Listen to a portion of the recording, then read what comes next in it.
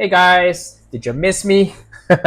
We're back to carry on our slightly unhinged painting video of this Death Rocket and crew. This is the crew, both of them. We've already done this guy. He's the guy who's actually winching up the rocket into position.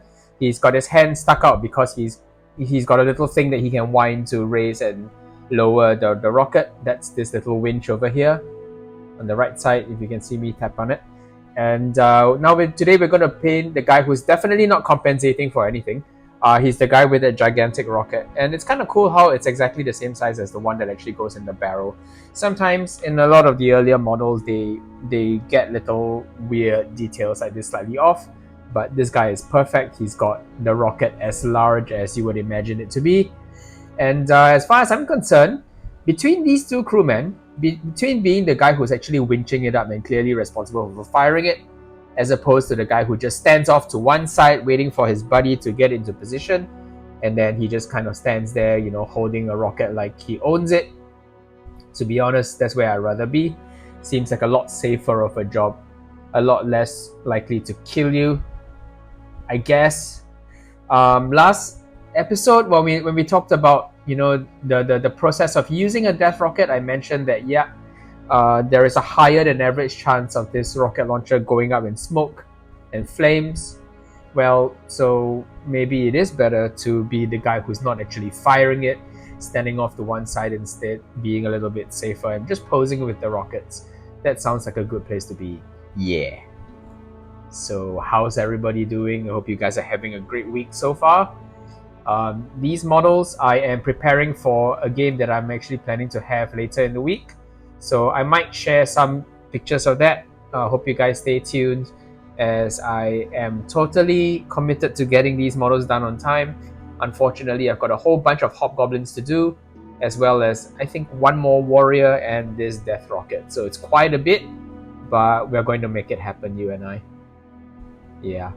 So I think that's one of the nice things about games, right? Like if you were to ask me what the best thing about playing Games Workshop models, Games Workshop games, painting Games Workshop models, I think the best thing about it is just the fact that you've got something that's built into the hobby that gets you painting and getting your stuff finished, and that's actually the practice of gaming. To be honest, I don't really game as much as I used to. But I must admit that it's a really good way to motivate me to actually get things finished, or, you know, at least sort of move along at a fair pace rather than just kind of sit on them. Because I don't know about you guys, but at some point in the past, I had a bit of an epiphany about which part of the hobby I truly enjoyed. The games are fine, but really what I enjoy is the pageantry of, you know, like lining up all your little dudes on the table, making an army list, that kind of thing. Making plans to have models finished and kind of like soldiering through them. Something about that is just really, really satisfying to me. And it sounds a bit perverse because I don't know whether people really enjoy the idea of batch painting, or, you know, if it's just me, but somehow the process of getting the army ready for the table it's oddly satisfying, and then I really love that part of it. To some people it's just a chore. Completely understand that, but I guess this is what separates people from who actually, you know, are bored enough to sit down and finish an army, as opposed to people who actually hope and dream about it. And to be fair, the hobby is big enough for us both. There are people who always, you know, enjoy the process of initially putting together plans within plans, but then of course when real life hits, you know, these plans don't survive contact with the enemy. So sometimes it's just how things go, and that's entirely okay, because there are always commission painters. Shameless self-plug. So my specific area of preference is I usually get commissioned to do all kinds of models, usually a lot more current ones, but, you know, if I'm being honest, the models I really want to paint are these old Hammer ones, because they're such little gems. They've got really nice details, and frankly, they're a bit sparing with the detail as well, because they're beautifully done. It's not that the detail is poorly done, you understand? It's just that it's not overburdened with it. Like, this armor is insanely detailed, and I really like the way it looks. There is a lot going on with it, but you can also see that it doesn't need to be painted 500,000 different colors. it doesn't really need to have too much picked out. And then you got these little pouches which are not too bad, you know. You get the occasional one, but it's not like the back of the model is completely bedecked in nothing but pouches. So I do like the way a lot of these old Hammer models, they, in my opinion, this may be a harsh way to say it, but they kind of respect your time a little bit more. They understand that, you know, you want to get the armies done, you want them to sort of have a little bit of detail so that there's a bit of visual interest when you kind of eyeball them, especially from a distance. They need to look like what they are. But when it comes down to it, they're not absolutely crawling with detail the way some of the more recent releases are. I get that that's good for competition painting, but for just people who enjoy, you know, sitting down and spending a pleasurable afternoon putting together models and getting them more or less ready for the tabletop, and, you know, who want to feel like they've achieved something at the end of the day, I really like these models. I think they've got good amounts of detail. It's a good compromise between a pleasurable painting experience and something that actually looks good on the tabletop, as opposed to a model where you spend maybe half a day, you know, just doing half a dozen pouches and, you know, clips and bolter magazines and like grenades and all sorts of wank, all of which have almost no bearing on its use on the tabletop. Yeah, that's it though. I'll happily paint any of these models, and it's a good palette cleanser in between to do these, even if, like I said, most of my commissions are for more recent models. So maybe one day I'll get lucky and someone will commission me to do these guys. One can hope. Oh well. The other nice thing about these models is that I believe they are probably in a lot of people's bucket list. So if we get to the point that, you know, because now that the old world's coming back, right, kind of having releases again, maybe, you know, people will sort of spend a little bit more time understanding how wonderful it is to paint these models, and how lacking in just extraneous detail and easy to break components these like stubby little guys are, and how much charm there is to what they've managed to squeeze onto a model, especially when you remember that these models were sculpted at life size, so 1:1.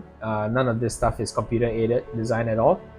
It literally was sculpted at this size, so really fun to do. But anyway, rant over. That's my old man complaints down and out of the way. So I promise we'll get back to the fun stuff. Okay, so as with the first crewman, I'm doing a slightly different method for the details on his helmets. I think Chaos Dwarfs have a lot of stuff going on in their helmet. You're going to spend almost as much time working on the helmet as you are working on the actual dwarf's body. So it's good to enter into this process with some kind of a plan.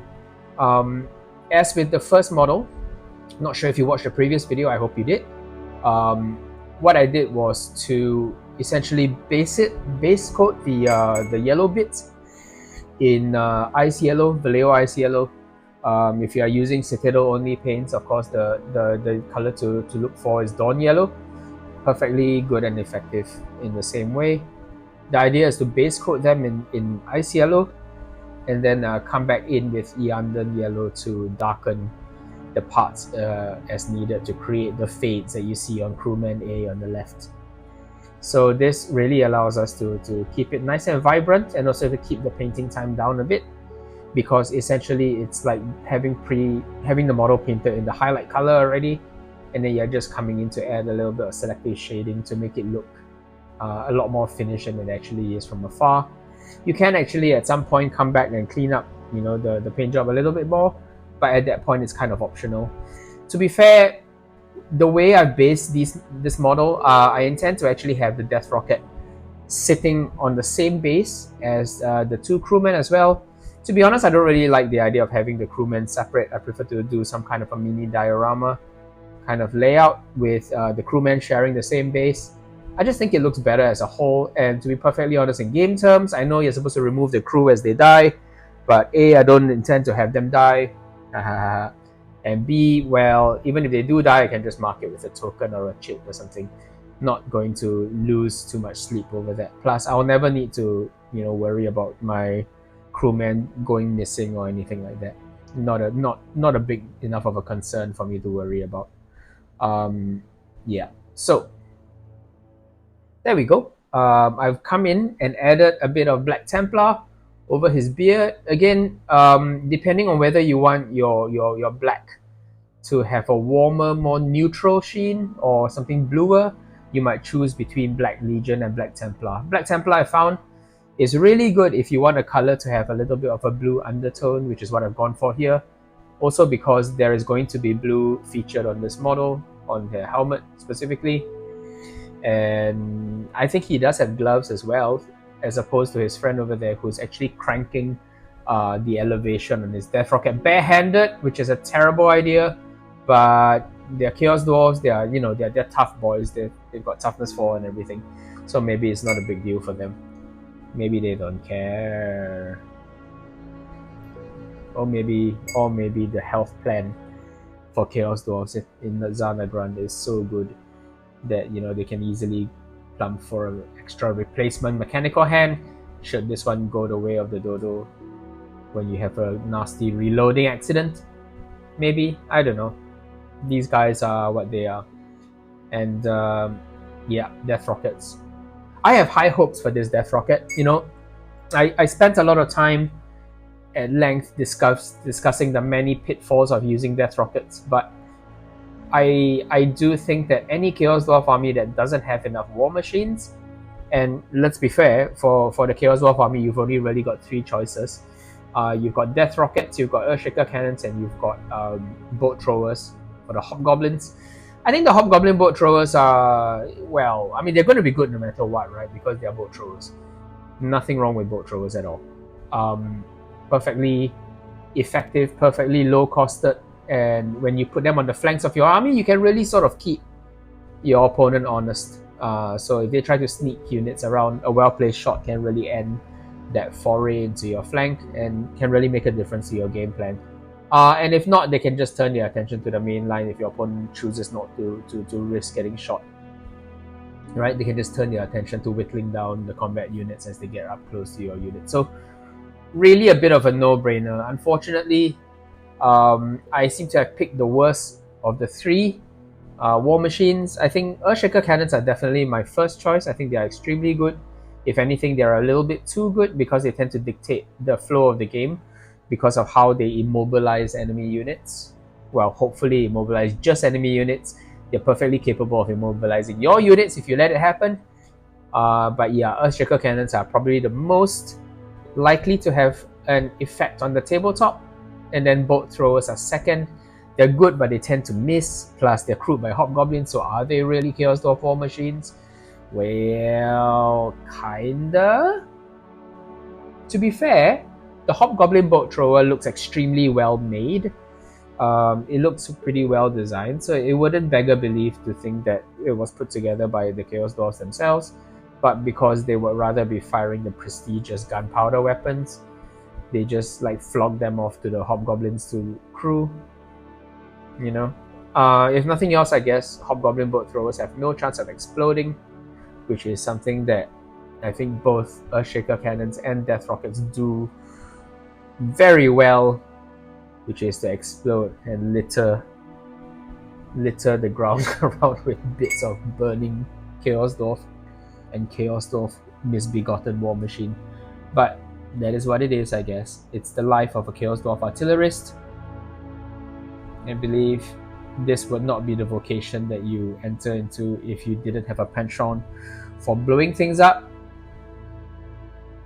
And of course, running with it the risk that you might blow yourself up as well. I realized now that this glove cannot now be red. Cannot now be blue because it's right next to the blue.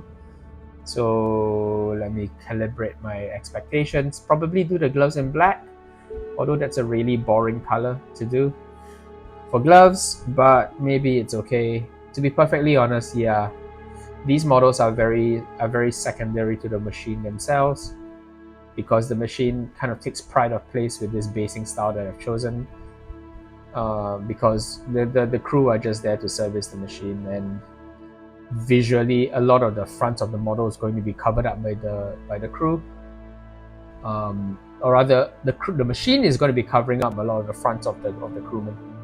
So maybe it doesn't matter too much, but we'll have a think about it. Maybe yellow gloves. Ooh, yellow gloves. I like the sound of yellow gloves. My favorite color is actually yellow. Something about yellow just really has that kind of dynamic energy about it, and I really like the way it looks on miniatures. Given a choice, almost all my armies would be yellow, and of course, such is the way things pan out because I don't have a single army in yellow. One day it will happen. I do have a Blood Bowl team that I've done in yellow. In fact, I've got multiple Blood Bowl teams that I've done in yellow. I've done the Wood Elves in yellow, and one other team which kind of escapes me right now. But yeah, really like the way of that. Like the way it looks. Oh yeah, my Amazon team. That's right. So I've done Amazons for Blood Bowl in yellow as well, and I think they look really good in it. Yellow and teal. Yeah. Okay, so Death Rocket, Mr. Death Rocket Crayon friend over here is starting to look very handsome indeed in his coat of blue. I need to do his helmet as well, and this is where having the bits done in yellow, the arrows done in yellow already, is going to help me hopefully stay within the lines. If not, a little bit of an ice yellow touch-up isn't the hardest thing in the world to do. To get through these helmets, I think what you need to do is to mentally prepare for them. So make sure that you don't go crazy with the coffee just before working on these. Just bear in mind that working on them will be in essence detail work, and just kind of soldier through it. When it comes to the bigger units as well, you're going to need to do a lot of these helmets, so it's best to sort of keep it simple. Like I mentioned in the past, I used to have a mix of red arrows on black backgrounds and black arrows on red backgrounds and so on and so forth. I thought I was being clever by varying it. I think it looked almost the same. I could barely tell. But the ones with the red backgrounds were that much harder because getting the black to look good on it meant that I would need to highlight the arrows, which is, it's no fun. And frankly, didn't make a huge difference to the final outcome of the miniature. Having, the field in red and the arrows in black, but it did make the base coated black arrows look a lot worse in my opinion. So these days I just do it one way. I just do it black backgrounds and red arrows, and I think the model's better looking for it. Yeah, in the case of these guys, I've substituted Ultramarines blue for the black, simply because I think it matches with the rocket a little bit better, makes the crewman stand out slightly. So I think this is all good. I'm quite happy with the way this is turning out so far. And then of course there are these funny little buttons on his helmet. These funny little, like, they're not cylindrical, kind of like disc shaped circles on his helmet, just like these ones here on this guy. I think I'll just do that in red as before because I think it's easy to get red looking a lot more vibrant on the surface. Even if it's over this really dark blue, it will still look decent in my opinion. So that's how it will be. Alright, so we are moving along, just making sure that the arrows look nice and neat, and making sure that I don't miss any bits on the side. Sorry, I try to keep the model in frame as much as I can, but sometimes my hands do tend to wander slightly. So yeah, this crewman, no eyes showing, and very little in the way of flesh. Arguably, the only bits that you could say are flesh are the tiny little elbow spots, or maybe even just one elbow. So I might just do that quickly in flesh, so that we can then move on to something else. But I think this guy is moving along at a fair clip. I like to also put a little bit of the Ultramarines blue because it's so dark, right? It's so insanely dark. It practically looks like black, so it's okay to rim the arrows in black where they meet the silver, like that. And later on, when we put on the Iandan yellow, you see that this dark blue really just passes for black.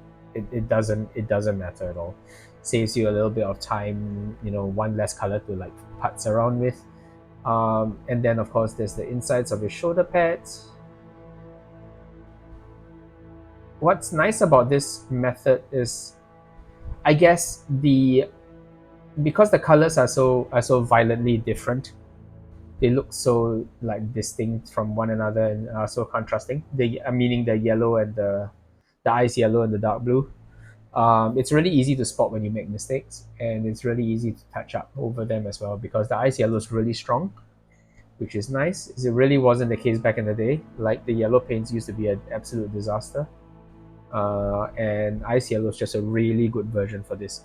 So to recap, base coat in ice yellow, and then just wash it down with a bit of Yandan Dark Sun and Yandan yellow, and you should have something that begins to approach a well painted yellow surface, depending on how much time you take into putting the blend into it, which I know I get the impatience.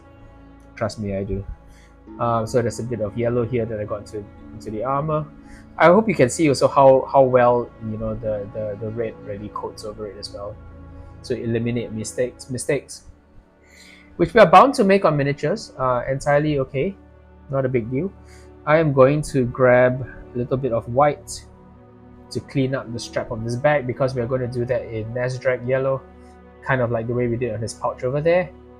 So that's going to be just a little bit of Nazdreg yellow over this, and to do that, to give it the best chance of being vibrant and bright, I'm going to make sure that that area where I had a little bit of splash over from the red is eliminated. Another thing to do is to get the hem of his outfit in blue very quickly and out of the way. The blue is so intense and so powerful that when it goes over areas that have been hit by red, it coats completely over and there's no issue whatsoever. So I think it looks pretty good. Right, so there's a little bit of rocket down at the bottom past the silver piece, and I think I'll do that in red. So you see, it's intense to the point where you practically can't see the blue that's on there. But the blue effectively functions as a black trim when you use this red mix over it. So this red mix, of course, is Blood Angels red plus Gryphcharger orange, Gryphhound orange. I can never figure out why one of them's a hound and one's a charger. I guess AOS animals are kind of just a horror show. They've got so many variants, meaningless variants in my opinion. I guess they are different in size. You couldn't ride a Gryphhound, I suppose. But yeah. Oh well. That goes on. I think a little bit more blue. Yeah. So I've been away. I went away for the weekend, for a nice weekend like vacation. So pardon me, everyone who was hoping for the next video to land. Yeah, I needed a break, and I had a really good break, and I'm coming back into this like really refreshed and happy, and really motivated to get these done. And I think you can tell because I was a little bit loopy. I think I might have come across as slightly loopy when I was painting the previous crewman, but I am way happier and bright-eyed and bushy-tailed this time around for this other crewman, who is actually moving along quite swiftly. Since I kind of gotten my planned colors out there, and worked out most of my ins and outs of my color scheme on the first model, this guy, and I think we're moving along quite nicely, quite swiftly. So whenever you've got a new unit to paint and you're a little bit daunted about that color scheme, go right ahead and just hit one of them. Get started on one of them, paint it to a level that you're happy with. If it kind of doesn't look right, you can just take the paint off using some kind of kitchen degreaser or even Dettol. Just test a small area first, or test another model first, just to make sure that you don't like absolutely dissolve your miniature. If all else fails, isopropyl alcohol works just fine. I used to think it didn't because it is alcohol, and alcohol can interact with models a little bit strangely, especially if they're plastic. But yeah, isopropyl alcohol works just fine, as I have found out. Thanks YQ for that, for clarifying. And yeah, black gloves it is, I think. We're gonna keep the color palette nice and small, nice and limited, so we don't have too much fighting for attention on the surface, while keeping the colors fairly bright and recognizable and distinct from one another. So that's one glove, and then the other glove. And Black Templar is particularly good for black gloves. It really gives off that sort of nitrile glove look. Those of you who do a lot of 3D printing, you would know all about nitrile gloves, and they tend to come in black or dark blue. So yeah, Black Templar is a really good color to use for that. I like it. Okay, we are moving along at a pretty good pace. Just a second. Right, okay. So let's move on to a bit of flesh. So this is the usual Guilliman Flesh and Seraphim Sepia mix. Not much flesh on him, like I mentioned, just really the lower lip. The entire nose is covered in metal, which is fine. The elbows are a little bit wet, so we'll give it a little bit of time, and we'll move on to something else for now. A little bit more blue, I think. Ultramarines blue. So touch up this little zone over here. Make sure that it looks as neat as I can make it. I am really looking forward to starting on the main body of the machine. Something about painting war machines really fills me with excitement. Don't really know why that is. I think I just like, the slightly esoteric look of a lot of Warhammer war machines. They just look impractical, and it's fun to kind of imagine how they will work, how they will be in motion. The first time I was a kid and I discovered how trebuchets move was really, really exciting to me. Just the idea that counterweight moves in such a ponderous, but with such inevitable, power, really, really excited me when I was a kid. And I always kind of imagined how these would look in motion. And it's kind of why I really loved some of these period movies, medieval movies. I mean, I know the trebuchets in Kingdom of Heaven move a little bit too fast. It's a little bit silly how they look like rapid firing trebuchets, but I kind of imagine how they would look. Likewise, that sort of bombardment scene in Gladiator in the opening moments. Really cool to see how the onagers were moving and how they would buck. Because that's how onagers got their name, right? Onager means wild donkey, wild ass, as in the animal. So donkeys are known for kicking and bucking. So onager actually means ass. ASS. Yep. Don't take that out of context. Okay, cool. So a little bit more of this on the helmet, and I think we are in a good place. I think it might be time to let's jump onto the Nazdreg yellow. That's not Nazdreg yellow. Sorry, let me pull this down so you can see. Is that Nazdreg yellow? Yes, that's Nazdreg yellow. Okay, cool. So this will go onto the pouch. Again, it's a fairly simple design. Just a kind of shoulder strap baggy. Can't imagine what's in there. Maybe lunch, maybe some energy bars, maybe a token of appreciation or two from a loved one, or a photo of a family member, so our Chaos Dwarf can gaze lovingly at it while his machine misfires. Prepare for his transition from artilleryman to involuntary aircraft operator as he gets catapulted violently into the air. I like how when you Google Death Rocket crew Warhammer, one of the first things that comes up is the result for misfire, because these things misfire repeatedly and with panache. Every time you fire, there's a 1 in 18 chance that you'll never see your Death Rocket crew again. And these guys' grim demeanor kind of reflects it.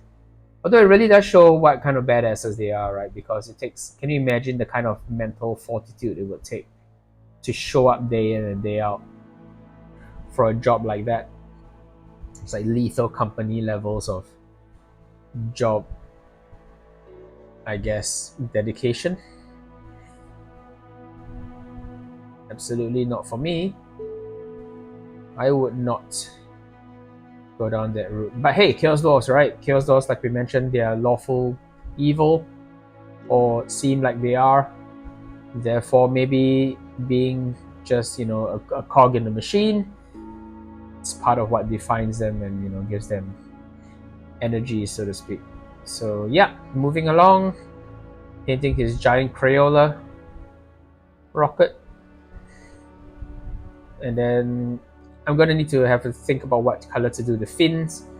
I'm putting in Iandan yellow over the arrows, like I mentioned, as well as, you know, how every arrow has a little funny, like a stud. I guess that's where they nailed down the metal strip to the surface. I really like these helmets and how they kind of reference. They really say ballistics, right? Like, I mean, these helmets are hilarious. They're gigantic, but they are the only really bullety ones. I think the Chaos Dwarf Earthshaker Cannon crew has altogether more teardrop shapes, like kind of like Evian water bottle helmets. Not sure why they thought that would be a better idea, but you know, I guess a bit of variation goes a long way. But these ones definitely reference bullets for me. Very Saturday Night Special. Really like the way they look. A little bit of Nuln Oil now to finish off the helmets. Well, the face plate, so to speak. So he can do his metal Phantom of the Opera faceplate. I really hope his face is like this, is covered with this for protection, and not because he had a prior accident that kind of sorted him out. This guy seems okay, still seems to have a normal face. But I'm not sure about this chap over here who's keeping his visor down. Maybe he had a really unfortunate run-in with an over-enthusiastic rocket fuse, and now he keeps his helmet down to stop from scaring the hobgoblins away. Because I think your average Chaos Dwarf would look at somebody who had no eyebrows and a slightly shortened snout. He would kind of look at him and go, that's an effective artilleryman. That's someone who's got commitment to his job. That's the Chaos Dwarf I want to grow up to be. So there. Nice and motivated. I like how in the rules, both Chaos Dwarfs and regular Dwarfs have really high leadership, but it's kind of implied that, you know, their sort of dedication to their cause, it comes from slightly different places. So for Dwarfs, I think it's the bonds of kinship that kind of keep them together and strong. I think for Chaos Dwarfs, I think it's more the fact that they went through a period of relative privation as they migrated into the Darklands, and just the idea that they had to really rely on each other was paramount. So they've got a kind of like over-the-top inward protectionism that causes them, you know, dwarves who already value their kind above all else, to kind of take it to a bit of an extreme, to the point where almost every other race is considered fodder. If it will mean the survival of yet another, if it will mean the survival of a Chaos Dwarf, I believe they would let almost anything else die, simply because this is the lesson that surviving that terrible trek through, you know, their mountain passes, as the world came tumbling down around them, and they migrated towards the Great Skull Land, away from the ruins of their homes and their hearths. I imagine that's a lesson that they learned, that everything is expendable next to the life of a Chaos Dwarf, because they were already so few in number, and I imagine there would have been a lot of cursing of their Western kin who they perceived to have abandoned them. And I think that basically made it so that when the first Chaos Dwarf prayed to Hashut, the father of hatred,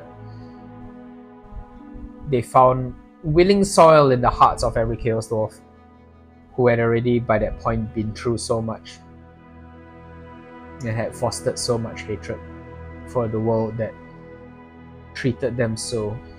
Also, they perceived, because to be fair, when the Lizardmen collapsed, when the Lizardmen unleashed the spells that saved the old world but inevitably destroyed many dwarven hordes, I don't think that was done with intent to damage the dwarves at all.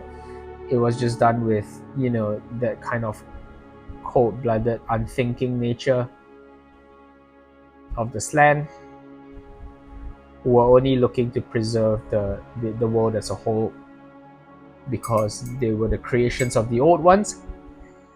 The world, that is, was the creation of the old ones, and it was their job to sort of preserve their legacy. So yeah, Lizardmen are dicks. Absolute dicks. Chaos Dwarfs, perfectly justified in my opinion. Upset at their Western kin, well, that's more of dramatic irony, isn't it? Wherein the Chaos Dwarfs don't actually know what we know, which is that their Western kin had very little to do with it. Just that maybe they failed to reach out to them at a time when their own civilizations were struggling. Because anything that the Chaos Dwarfs specifically struggled with, the rest of the dwarves were also struggling with as a whole, because those Lizardman spells, I don't think they discriminate between future Chaos Dwarfs and present other dwarves, but just the idea of being left out by their Western kin was enough to impregnate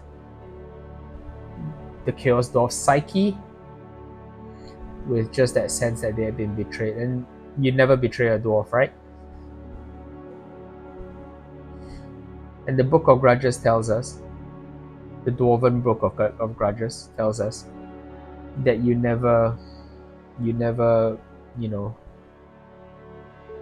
can only make one mistake with the dwarves, because their vengeful nature makes them seek out the source of any slights, any wrongdoing, unerringly, because that's just how dwarves work. Grumpy little guys. Okay, so I am putting together, mixing up a little bit of a bone color, because I want to come back in and highlight both that tusk, apply a bit of color to that tusk, as well as add some highlights to that skull. I have dark flesh lying off to the side, but what instead I chose to do was to take a bit of white, put in a little bit of, goodness, what was that? My gold wash,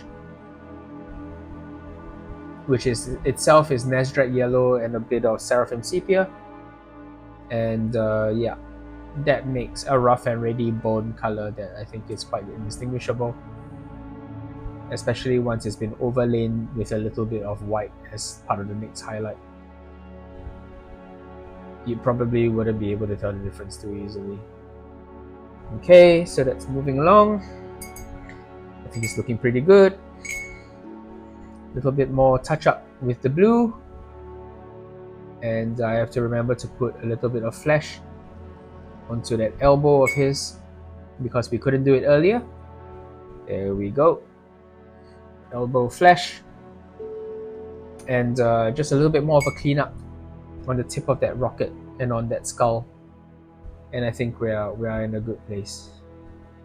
So because my undercoat was already an off-white, I didn't actually have to do anything to the white areas. I just went ahead and applied a highlight to this off-white undercoat, which is roughly analogous to silver grey from Vallejo, Otherwise, it's spray Pylox gray white, which gives you this wonderful desaturated color and a little bit of a highlight with just plain white, just straight up titanium white. Really finishes this off to a great degree, and yeah, creates a fairly smooth blend. A little bit more ice yellow to clean up the Eandon washed previous coat of ice yellow, just to make sure the color is exactly where we want it to be, and to add a little bit more brightness back into the rivets and that lightning bolt. And I think we are rapidly closing up on finishing this in pretty good time. I find that these crewmen are fairly simple, which is nice. I really appreciate that they don't quite have the level of detail. Well, okay, again, there is simplification on these models, but I feel they are every bit as detailed as the rest of the models. Just look at that armor that they've got on. It's not lacking in detail at all. It's just that, yeah, they're dressed a little bit more simply than their fellows in the rank and file units. But I think that's a good thing, because that means I don't need to spend forever painting them. Now we move on to a bit more of a highlight on that bone of his skull. The skull on his hat, I mean, not the one in his helmet. And I think we're looking pretty good. Yeah, much pleased. Much pleased. And with that, the best part is it's time to paint the rocket, which I absolutely cannot wait to do, because I think it's going to look really cool.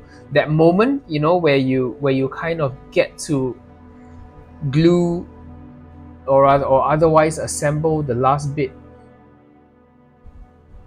and turn, you know, a war machine into a finished piece, or even better, a chariot. Oh, I live for those moments. It just feels so satisfying to get them ready for the tabletop like that, which is why chariots, you know, like dwarf thrones of power, like screaming bells, like war machines, anything that you could conceivably turn into a mini diorama, those are my favorite models. And in the past, I haven't done a lot of them because, to be honest, I was always wondering how they would work for this format, whether or not it would drive people away to not see a finished, completed individual model at the end of the session.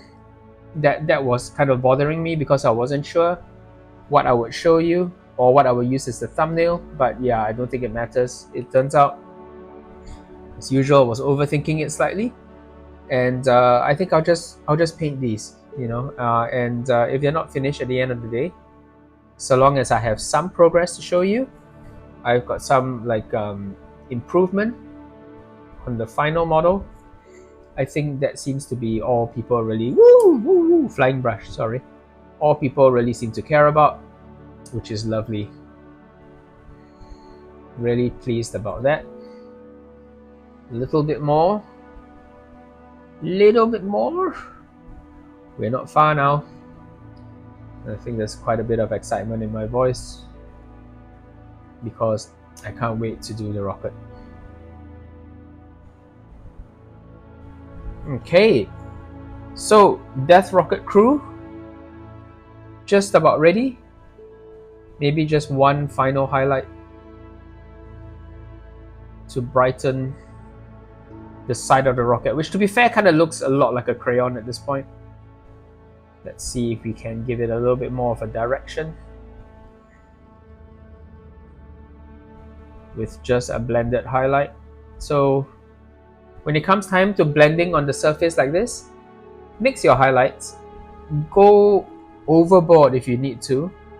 Don't worry too much about it being unsubtle or messy looking. The point is you get started on your highlight, and then you can adjust it as you go.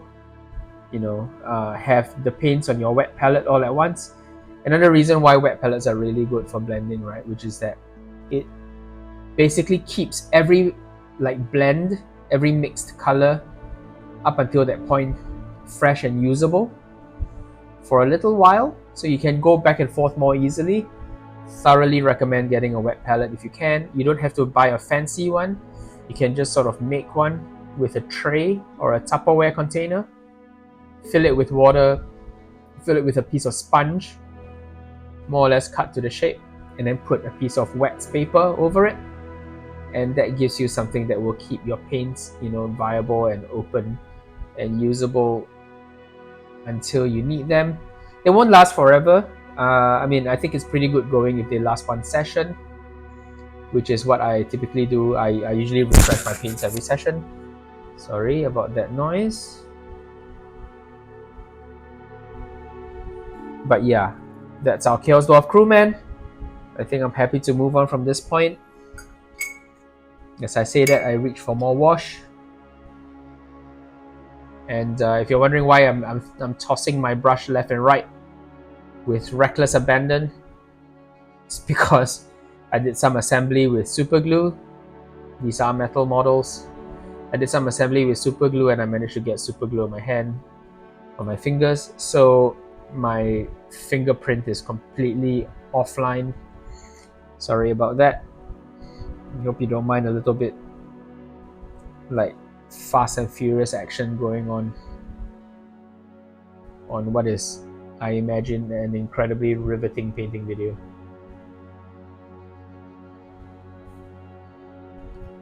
Brilliant. We'll clean up on the gloves.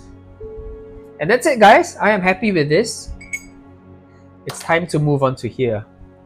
Yeah, there we go. This is what it's all about. The actual machine itself. It will fit into here. As you can see, that little crank goes into his outstretched hand, and it will point this way when done. So you can sort of see that actually the Chaos Dwarf crewmen aren't very visible overall, but I think that's just fine because I like the idea of these models looking really compact and neat. Speaking of neat, sorry, just a little bit of red to clean up that area on the base of the rocket. And a little bit of ice yellow into that mix again to add a bit of highlight to these rivets, these little like studs, which I imagine look like on switches. Maybe there's a bit of fetishization of engineering going on for these Chaos Dwarfs. Those who choose to be artillerists must enjoy the whoosh and the smell of gunpowder a little bit, right? Otherwise, why would you choose such a risky job? It means your passion is really about blowing things up from afar, which, hey, I can relate. You know, I get it. I imagine these Chaos Dwarfs would be the most experimental and the most unhinged in that way. Okay, right, we are ready. That looks great in my opinion. We can move on to the rocket. Sorry, I kept on going for a little bit longer, but you know how these videos are. Sometimes you spot things that you just want to finish up. But yeah. Alright guys, have a good one. We'll move on into the rocket proper in the next video. Please join me for that. I am back, and you know, we do these videos as far as possible every single day. I might occasionally skip a day, but you'll know that I'll always be back painting these because I love doing these videos so much. Alright guys, have a good one. Like, comment, subscribe, all that great stuff if I deserve it. Cheers. Bye-bye.